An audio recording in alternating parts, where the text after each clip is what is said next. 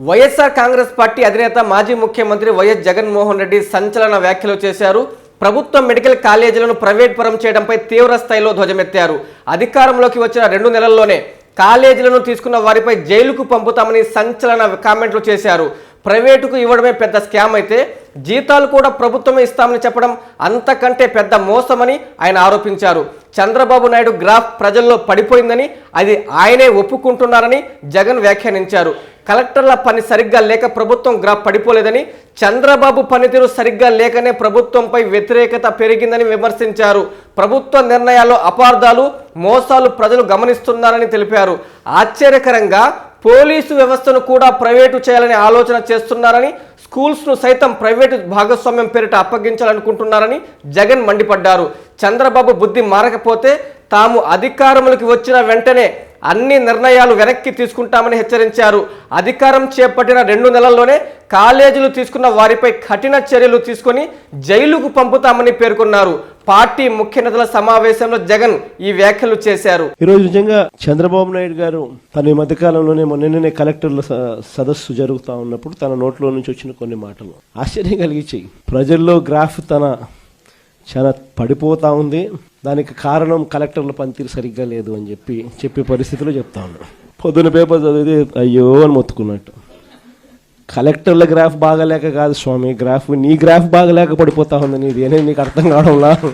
నీ హయాంలో నువ్వు వచ్చిన తర్వాత ప్రజలకు ఏదైనా మంచి జరిగిందా అని అంటే ఒకటి మంచి జరగల. చంద్రబాబు నాయుడు గారు ఈ 18 నెలల కాలంలో, దాదాపు 18 నెలలే ఉంది, ఈ బడ్జెట్ వస్తే మూడో బడ్జెట్ ప్రవేశపెడతా ఉన్నాడు. ఈ మార్చిలో తాను ప్రవేశపెట్టబోయేది 3వ బడ్జెట్. అంటే మొత్తం 5 బడ్జెట్లు ప్రవేశపెట్టే అవకాశం ఈ ముఖ్యమంత్రికైనా ఉంటుంది. అలాంటిది 3వ బడ్జెట్ ప్రవేశపెడతా ఉన్నాడు ఈ మార్చిలో. అంటే 2 బడ్జెట్లు అయిపోయినాయి, అంటే 2 సంవత్సరాలు అయిపోయినాయి. ఈ మార్చి వచ్చేసరికి 3వ బడ్జెట్ కూడా ప్రవేశపెడతా ఉన్నాడు. మరి ఈ 2 సంవత్సరాలు ఈ కాలంలో 2 బడ్జెట్లు ప్రవేశపెట్టి దాదాపుగా 2 సంవత్సరాలు అయిపోవస్తా ఉన్న ఈ కాలంలో ప్రజలకు ఏదైనా మంచి జరిగిందా అని అంటే బోర్డు సున్నాగా అనిపిస్తుంది. అంతవరకు ప్రజలకు అందుబాటులో ఉండే అన్ని స్కీములు రద్దయిపోయినాయి. మన ప్రభుత్వ హయాంలో టెన్షన్గా ప్రతి నెల, బహుశా ఏ ప్రభుత్వంలో ఎప్పుడు జరిగిండదేమో, ఏ నెల ఏ స్కీమ్ ఇవ్వబోతున్నాము, ఏ నెల ఏ బటన్ నొక్కబోతున్నాము అని చెప్పి ముందుగానే ప్రజలకి క్యాలెండర్ ఇచ్చి ఆ క్యాలెండర్ను అమలు చేసిన పరిస్థితి బహుశా దేశ చరిత్రలో ఎక్కడ కూడా బహుశా జరిగిండదు. అలాంటి మన పాలన చూసి చంద్రబాబు నాయుడు గారు అవన్నీ చేయడమే కాకుండా, ఏముంది జగన్ చేసే పని ఎవడైనా చేయొచ్చు, ఇంట్లో ముసలోళ్ళైనా చేయొచ్చు అని చెప్పి అన్నాడు.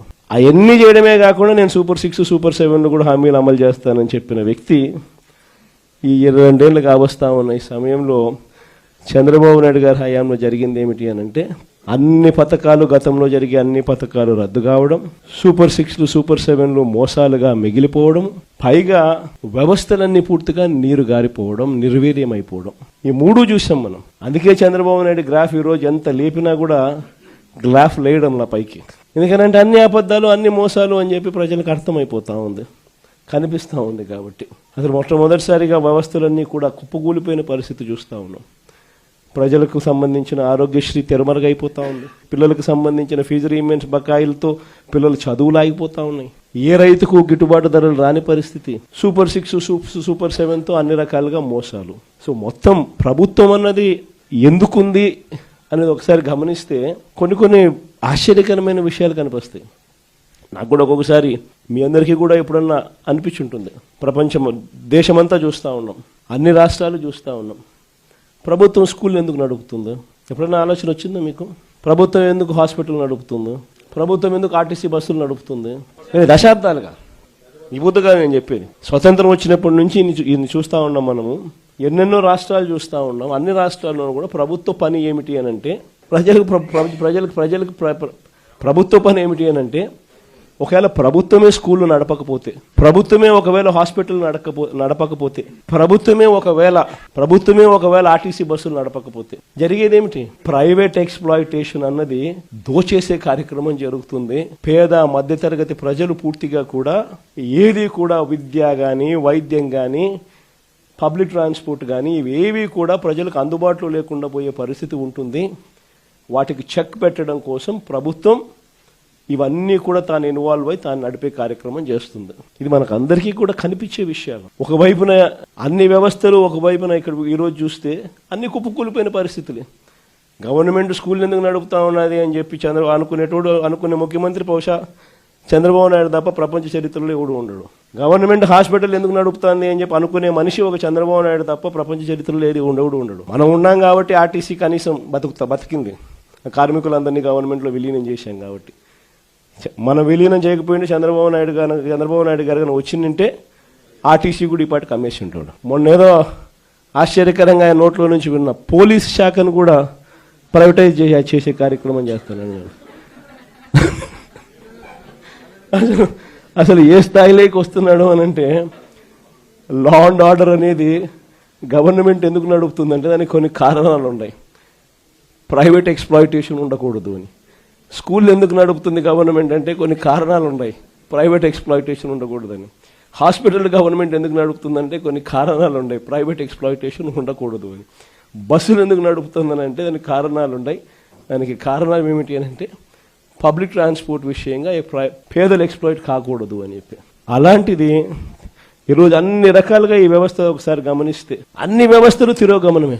మరి అన్ని రకాలుగా వ్యవస్థలు తిరోగమనం. ఇంతకు ముందు అమలవుతా ఉన్న పథకాలన్నీ రద్దు. నువ్వు చేస్తానని చెప్పినటువన్నీ మోసాలు. మరి ఇన్ని ఘనకార్యాలు నువ్వు చేసినప్పుడు కలెక్టర్ల సదస్సులో నువ్వు కూర్చొని మీ పనితీరు బాగలేదు కాబట్టి ఆయన ప్రభుత్వం మీద చెడ్డ పేరు వస్తుందని చెప్పి నువ్వు చెప్పడం అంటే అసలు ఇంకా వాళ్ళంతా పోయి తలకాయ బండకేసుకుని కొట్టుకోవాలి. ఆ స్థాయిలో ఈ మనిషి బుర్ర పనిచేయడం లేదు, చంద్రబాబు నాయుడు గారి బుర్ర. నిజంగా ఈరోజు 1,04,11,136 సంతకాలు, ఒక హిస్టరీ. మీ చందన స్వర్ణ మందిర్లో సంక్రాంతి స్వర్ణ సంబరాలు. 5,000 రూపాయల బంగారు ఆభరణాల కొనుగోలుపై ఒక గిఫ్ట్ కూపన్ పొందండి. ఒకే కూపన్ పై డైలీ డ్రా లేదా వీక్లీ డ్రా లేదా బంపర్ డ్రా గెలుచుకునే అరుదైన అవకాశం. బంగారు ఆభరణాల తరుగు VA పై 25% ఫ్లాట్ తగ్గింపు. డైమండ్ ఆభరణాల డైమండ్ ధరపై 20% ఆఫ్. సిల్వర్ రెగ్యులర్ ఆర్టికల్స్ పై తరుగులేదు, మజూరీ లేదు. పొదుపే బంగారమాయరా. చందన స్వర్ణ మందిర్ మీకందిస్తున్న 2 బంగారు పొదుపు పథకాలు. ధన ఉత్సవ్, స్వర్ణ Utsav. Flexi advance purchase plan లో చేరండి. బంగారు ఆభరణాలపై 18% వరకు తరుగులేదు. చందన స్వర్ణ Mandir, area hospital road, Adoni మరియు ఆర్టీసీ బస్టాండ్ ప్రక్కన GNT రోడ్, సూళ్లూరుపేట.